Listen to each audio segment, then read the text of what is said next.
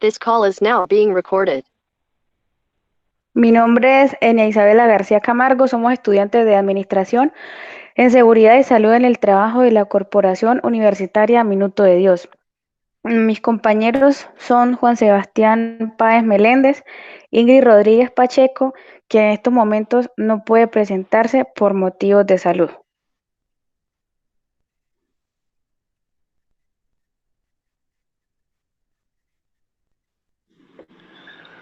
En el siguiente video hablaremos sobre agentes contaminantes del ruido para la materia de riesgos físicos y empezaremos por su significado. El ruido lo podemos definir como el sonido no deseado. Las ondas sonoras que se generan originan una vibración en algún objeto que a su vez establece una sucesión de ondas de compresión y expansión a través del medio que la soportan. Los sonidos se pueden transmitir no por el aire o los líquidos, también por sólidos como las estructuras de las máquinas mecánicas. Las vibraciones del ruido pueden generar efectos crónicos sobre los vasos sanguíneos y capilares y dependerán del tipo de de exposición medioambiental, aunque generalmente guardan la relación con ciertos ambientes laborales. Y también es necesaria pues su valoración para instaurar medidas preventivas que protejan la salud de las personas. Podemos ver también la diferencia entre el ruido y sonido, que el sonido es la vibración mecánica de las moléculas de un gas, de un líquido o de un sólido, y éstas se propagan en forma de ondas, y que es percibido por el oído humano, mientras que el ruido es todo sonido no deseado que produce daños fisiológicos y psicológicos.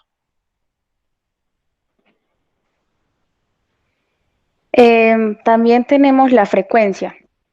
La frecuencia es el número de variaciones de presión por unidad de tiempo, midiéndose en ciclos por segundo o hercios.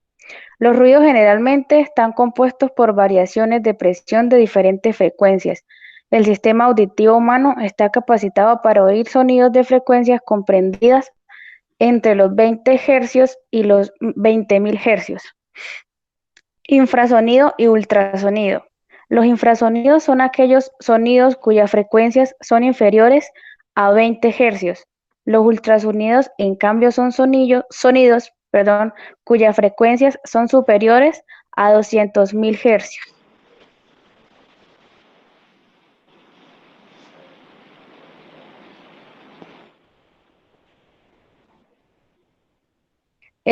Los factores que influyen en la exposición al ruido. El riesgo fundamental que genera la exposición prolongada a altos niveles de presión sonora es la disminución del umbral de la audición. Existen 6 factores de primer orden que determinan el riesgo de pérdida auditiva. Entre ellos están la intensidad, el tipo de ruido, tiempo de exposición al ruido, edad, susceptibilidad individual y el sexo.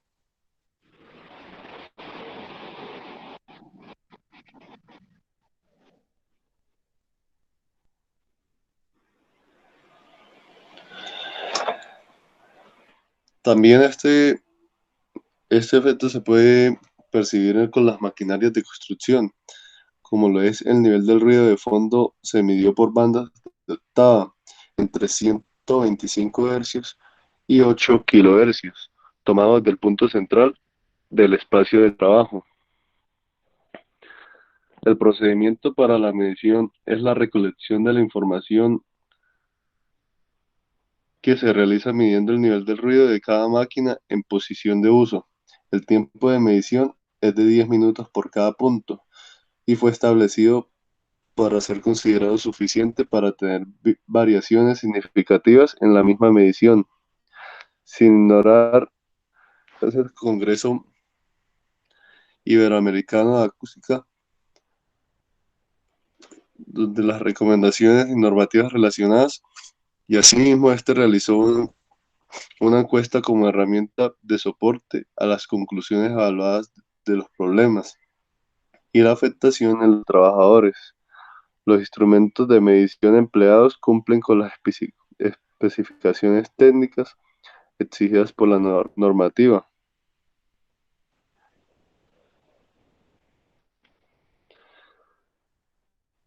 También encontramos la normatividad y podemos observar que en la resolución 8321 del 4 de agosto de 1983 sobre la protección y conservación de la audición de la salud y el bienestar de las personas por causas de la producción y emisión de ruidos. En la resolución 1792 de mayo 3 de 1990, que modifica los valores límites permisibles para la exposición ocupacional al ruido. Y esta utiliza la tasa de intercambio de 5 decibeles y el nivel de criterio E8.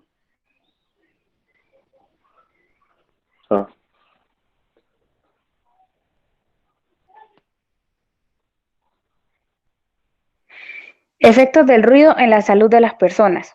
La exposición al ruido puede provocar a los trabajadores diferentes respuestas de orden auditivo y extraauditivo. Esto va a depender de las características del riesgo y de la exposición del individuo. Son defectos auditivos reconocidos: el zumbido de pitch agudo, el desplazamiento temporal del umbral de audición y el desplazamiento permanente del umbral de audición. Trauma acústico agudo y crónico son defectos extraauditivos, disturbios en el cerebro y en el sistema nervioso, circulatorio, digestivo, endocrino, inmunológico, vestíbulo, coclear, en las funciones sexuales y reproductivas, en el psiquismo, en el sueño, la comunicación y en el desempeño de tareas físicas y mentales.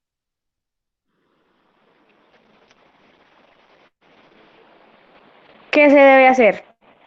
Con el control de ruido en la maquinaria. Es la principal fuente de ruido en la construcción. Se disminuyen los niveles emitidos y se reduce la afectación de los trabajadores. Sin embargo, hay que tener en cuenta que los costos de dicho control en nuestro país pueden llegar a ser elevados. Control en el compresor.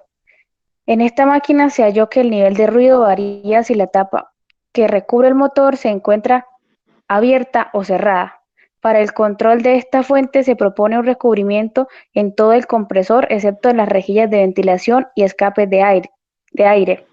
Dicho recubrimiento incluye la tapa del equipo. Se debe tener en cuenta que el diseño propuesto no recubre en ningún caso las salidas de las mangueras ni el tablero de control.